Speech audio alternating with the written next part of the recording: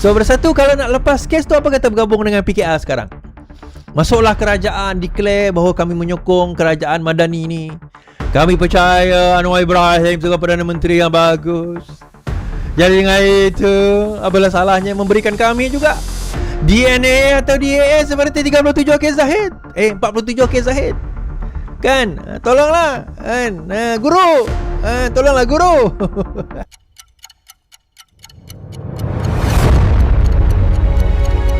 Salam sejahtera dan hello semua. Kembali lagi bersama saya. Hari ini kita ada lagi satu pendedahan panas yang bakal menggemparkan kancah politik tanah air. Tanpa buang masa, jom kita sama-sama saksikan video pendedahan ini. Okay, so kita masih lagi melihat kepada kemelut di Negeri Sembilan ni, tuan-tuan. Semalam saya bercerita secara berhati-hati berkenaan dengan kemelut Negeri Sembilan, terutama apabila menyentuh isu pelantikan apa orang kata, Menteri Besar Negeri Sembilan, sehingga ada gambar yang viral mengatakan bahawa ada ahli adun UMNO Barisan Nasional yang boikot. Kan, cuma alasan yang diberikan oleh Menteri Besar Negeri Sembilan, dia kata bahawa Datuk Bandar menghantar WhatsApp itu pukul 4.30 pagi. Jadi mungkin ada yang tak perasan, mungkin ada yang ingat hari Senin dan sebagainya, mungkinlah kan. Kenapa pukul 4.30 pagi kan? Sebab sebaik saja tamat pukul 12 malam, tuan-tuan. Terus ada perbincangan dengan Yang di-Pertuan berkenaan dengan, maksudnya ada, ialah perbincangan, arti kata ada perbincangan di kalangan Barisan Nasional menghantar nama perkenan Yang di-Pertuan. Pagi itu baru decide. Jadi dia orang tak boleh kata, okay, esok turun Dewan, esok pelantikan, dia orang tak boleh decide. Kerana takut tak selesai, anggapan saya lah kan. Namun begitu, saya kata bahawa yang diminta oleh sebahagian tim UMNO dikatakan adalah daripada dari what do you call that, dari Jalaluddin. Tapi mereka, sebahagian yang mengatakan bahawa tak patut Jalal. Dia kena orang seperti orang lain. Dan dikatakan Zahid campur tangan dengan menamakan Exco dan mungkin juga Menteri Besar. So benda ini bukan saya petikaikan, dipertikaikan oleh Rais Yatim. Beliau mengatakan pelantikan Menteri Besar orang luar dah masuk arena adat, kata Rais. Tidak lama selepas pelantikan Menteri Besar baru selesai, sudah muncul bayang-bayang bahawa konflik di negeri itu belum boleh dianggap selesai sepenuhnya. Malam tadi pengurusi Wawasan Negeri Sembilan, Rais Yatim, muncul di dunia maya dan mempersoalkan urusan pelantikan berkenaan. Dia yang juga bekas Menteri Kanan UMNO melontarkan beberapa persoalan di sebalik pemilihan Adun Juasih Ismail Lassim, termasuk mendakwa wujudnya campur tangan dari luar dalam urusan adat dan perlembagaan Negeri Sembilan. Menurut Rais, kedudukan yang dipersoalkan ialah pertemuan Presiden UMNO Ahmad Zahid Hamidi yang menghadap Yang di-Pertuan Besar Negeri Sembilan Tengku Mukhris sebelum itu, dan dia tidak diperincikan kepada media. Apakah yang dibincangkan yang menyebabkan seorang luar masuk ke dalam arena adat dan perlembagaan Negeri Sembilan sehingga mencaturkan kedudukan seperti yang diketahui oleh umum pada hari ini, iaitu semalam hari Ahad kan. Seharusnya dalam keadaan Negeri Sembilan dari segi adatnya orang luar tidak boleh campur tangan. Tetapi ini sudah berlaku, dan dengan itu diketahui pada hari ini bahawa seseorang yang tidak disangka-sangka telah dilantik sebagai Menteri Besar. Jadi Rais Yatim sendiri daripada Parti Wawasan itu mempersoalkan pelantikan Ismail dan mengatakan, seolah-olah menghinkan, memberi satu satu bayangan seolah-olah bahawa Zahid Hamidi yang telah campur tangan di dalam urusan ataupun di dalam pelantikan tersebut, dan menolak ke tepi seorang Menteri Besar yang lebih layak, dia kata. Rais turut mengaitkan pelantikan Ketua UMNO Kuala Pilah itu menjadi Menteri Besar dengan restu Undang Negeri Sembilan. Dalam soalan yang demikian, adakah Undang yang 4 bersetuju? Adakah Undang yang 4 diperhitungkan? Thank you Nur Azhar, upgrade membership. Setahu saya tidak ada. Bagaimana boleh pelantikan itu berlaku? Wallahualam. Soalan yang menarik, tuan-tuan. Perlukah Undang 4 mengetahui tentang pelantikan Menteri Besar, ataupun dia hanya perlu sekadar yang kuasa Yang di-Pertuan? Kerana Undang yang 4 itu mempunyai kuasa melantik Yang Di-Pertuan. Tetapi adakah pelantikan Menteri Besar itu perlu restu dan juga persetujuan Yang Di-Pertuan? Undang yang 4. Itu timbul persoalan lah. Ismail semalam mengangkat sumpah di hadapan Tengku Mukris di Istana Besar. Antara yang dilaporkan hadir ialah bekas Speaker MK Ibrahim, Timbalan Pengurusi BN Muhammad Hassan serta adun-adun BN-PN yang lain. Ismail juga anggota Majlis Kerja Tertinggi UMNO tidak pernah kalah daripada 1999. 6 penggal, 7 penggal dia dekat situ. Rais menyifatkan dalam keadaan pelantikan tersebut berlaku keciciran membalas budi pemimpin tertentu dari UMNO yang bertungkus lumus dan beliau mempersoalkan jasa pengurusi UMNO Negeri Jalaluddin Alias tidak dihargai sedangkan ia sepatutnya diambil kira. Kan dia kata patut diambil kira. So hari ini dia masih lagi nak petikaikan. Tapi itu wawasan Wam Sam, tuan-tuan, Wam Sam. Di peringkat PAS tak kisah. Janji jadi kerajaan, dia tak kisah. So Tuan Ibrahim, Tuan Man hari ini mengeluarkan satu kenyataan, PN yakin jadi sebahagian dari Exco Kerajaan Negeri Sembilan. PN meletakkan keyakinan bahawa gabungan itu akan menjadi sebahagian daripada Kerajaan Negeri Sembilan susulan kerjasama mereka dengan BN.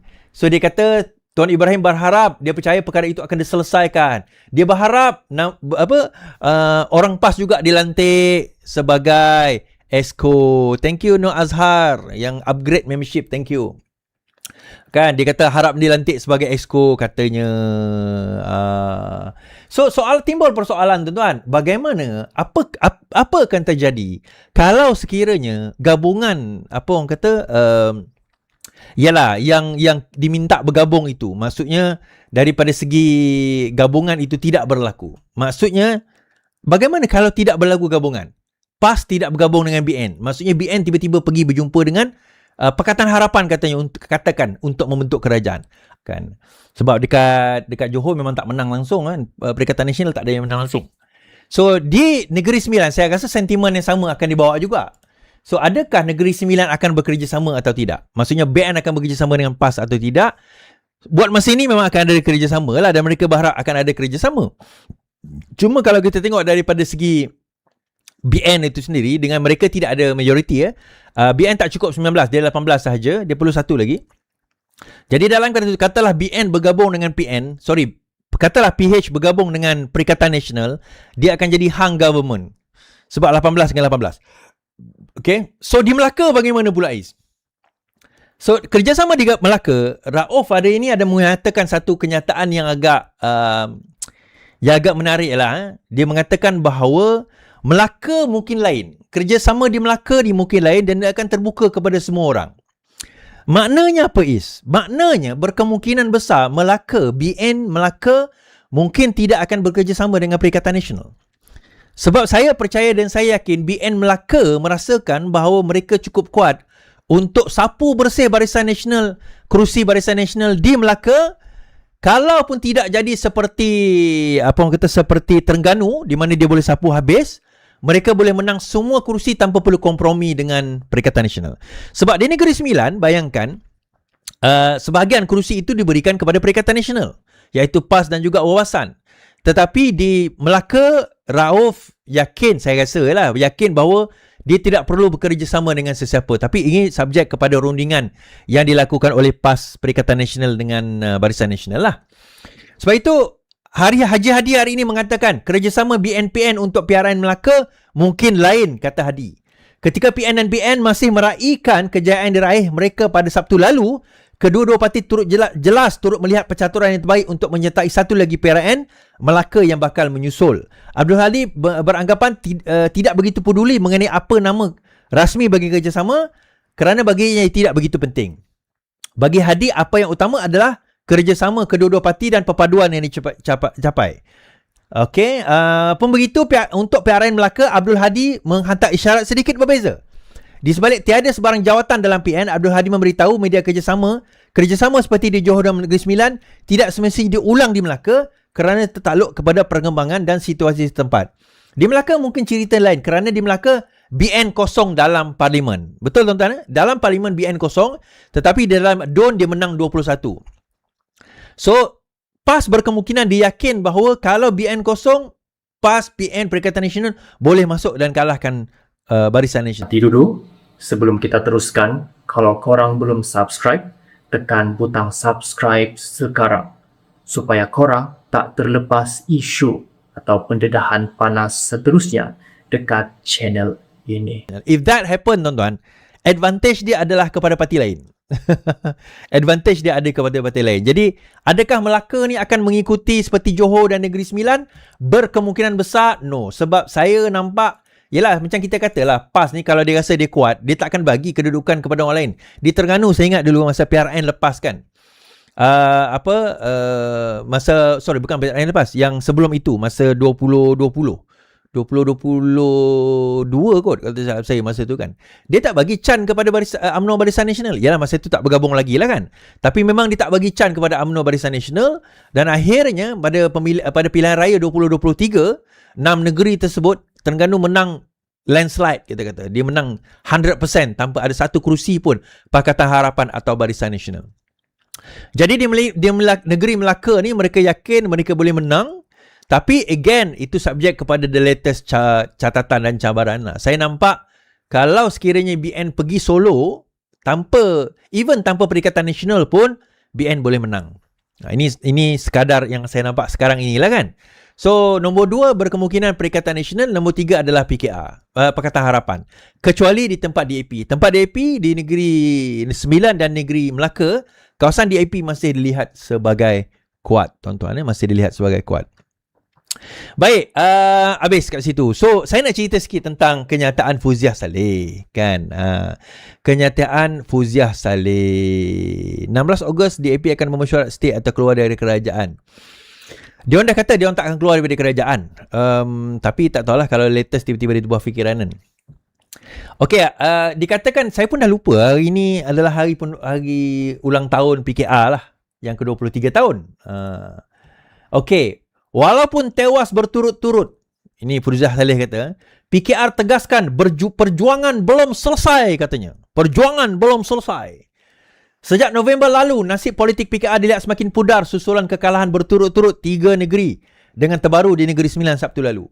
Sempena ulang tahun ke-23, PKR hari ini melalui Setiausaha Agungnya Fuziah Saleh mengimbau perjalanan parti itu. Fuziah mengenang kelahiran PKR pada 3 Ogos 2003.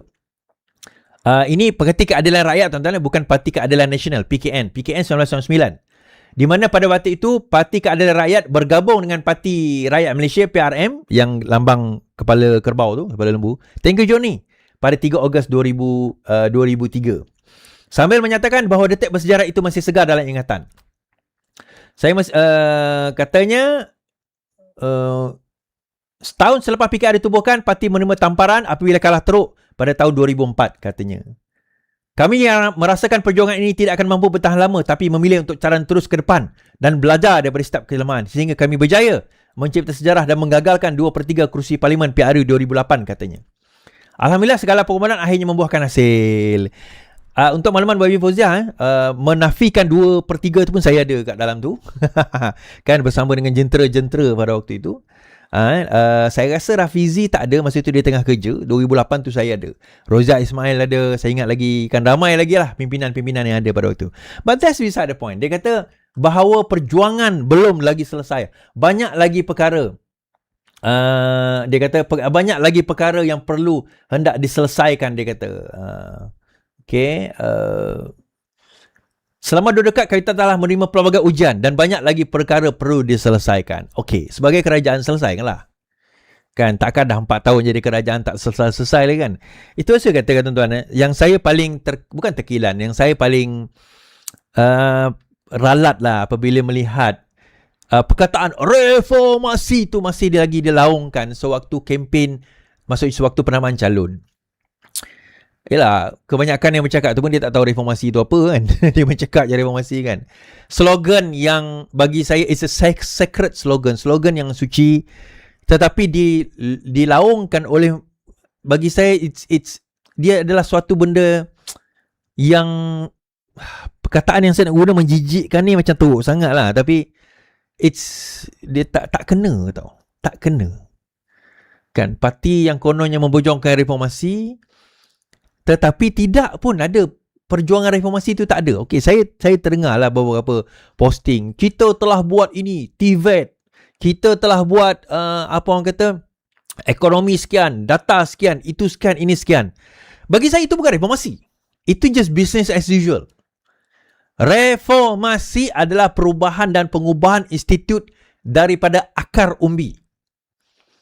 Kan, pelantikan ketua hakim negara, ketua polis negara, KP, SPRM bukan melalui Perdana Menteri. Pengasingan kuasa di antara Perdana Menteri dengan Menteri Keuangan, kita kata. Kita kena ada juga di mana Perdana Menteri kena limitkan kuasa dia yang terlalu luas. Tidak ada campur tangan non-eksekutif di dalam kerajaan kita.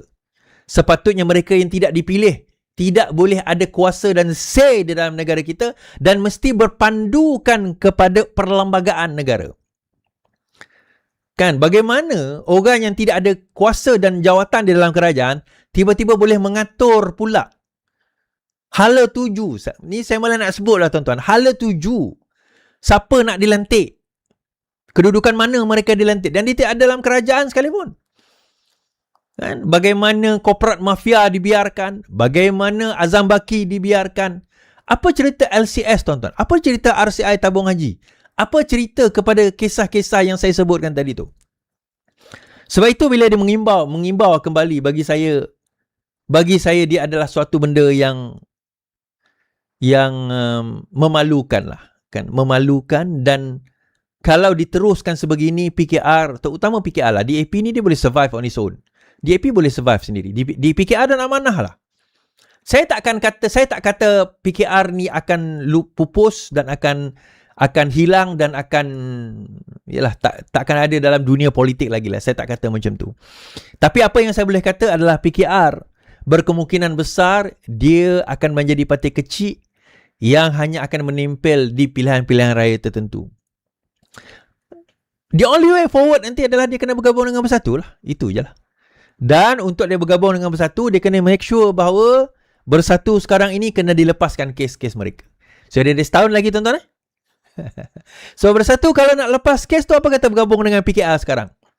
Masuklah kerajaan, declare bahawa kami menyokong kerajaan Madani ni. Kami percaya Anwar Ibrahim sebagai Perdana Menteri yang bagus. Jadi dengan itu, apalah salahnya memberikan kami juga DNA atau DAS seperti 37 kes Zahid. 47 kes Zahid. Kan? Tolonglah. Kan? Guru. Tolonglah guru. Kes Zahid 47 bebas begitu saja tuan-tuan. So reformasi apa yang kita bicarakan?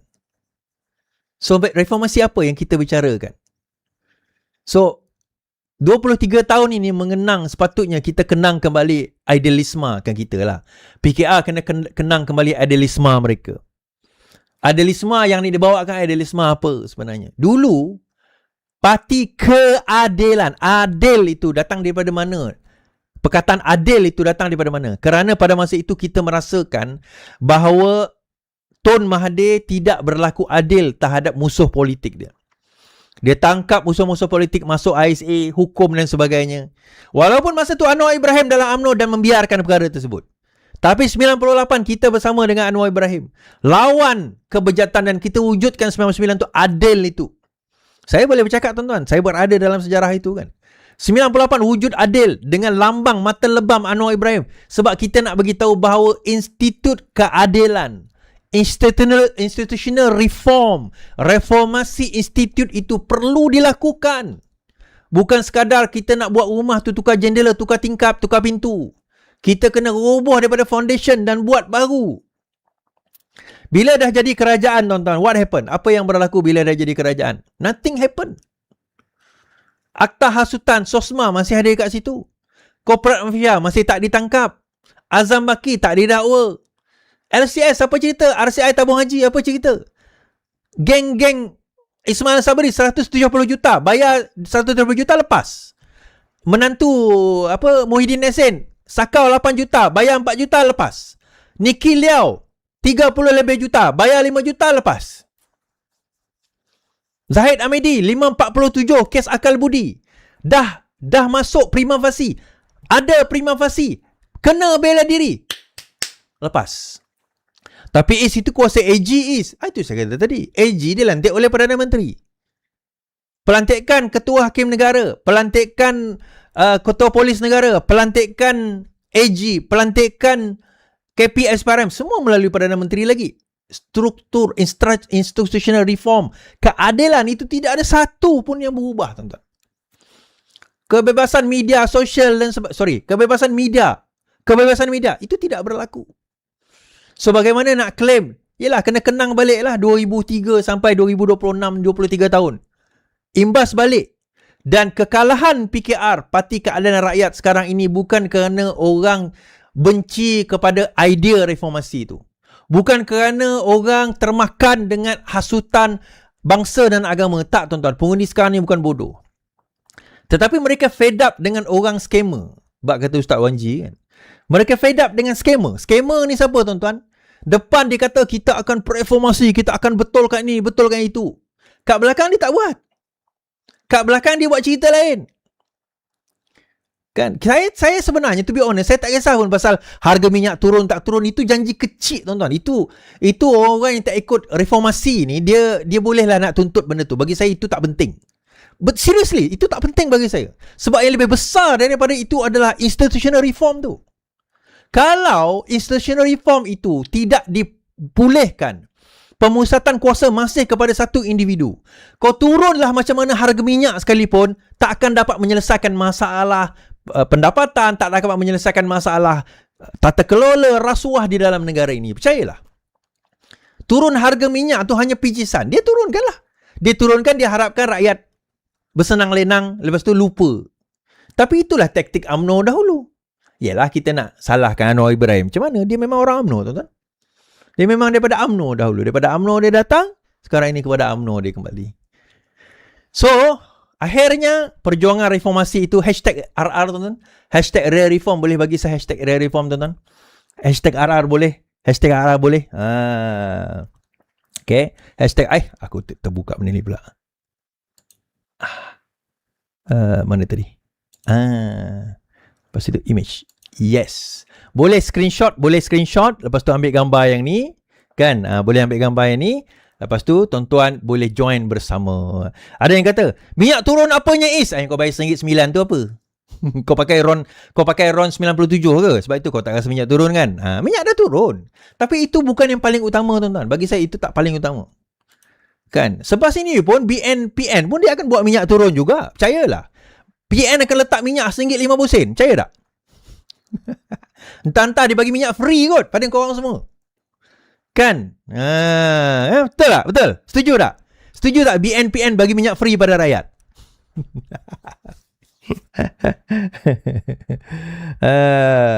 Okay. Sebab itulah, tuan-tuan, nak buat institutional reform ni bukan benda yang mudah. Kerana bila di dalam puncak kuasa, bila kita dah lihat, kita boleh kontrol segala-galanya. Duit tu semua kita punya. Kedudukan tu menyebabkan kita rasa kita boleh kontrol everything. Susah nak lepas, tuan-tuan. Susah nak lepas. Itulah, tengoklah nanti BNPN. BN dah lama dah kita tahulah kerja dia kan. Memang kerja dia daripada dulu macam tu.